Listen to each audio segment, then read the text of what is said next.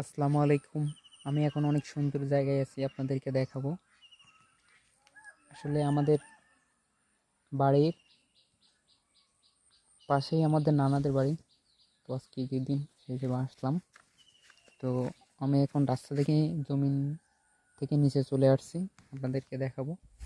এই যে দেখেন কি সুন্দর মিষ্টি পানির ঝিরি, অনেক সুন্দর, দেখছেন অনেক সুন্দর। এই যে শেকো পার হইতেছি, যে দেখেন কি সুন্দর পানি, পরিষ্কার, বাহ, চমৎকার চমৎকার, মাশাআল্লাহ। এই যে দেখছেন পাহাড়।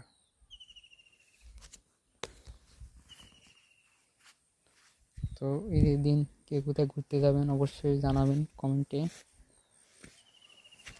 আর সবাই ভালো থাকবেন, সুস্থ থাকবেন।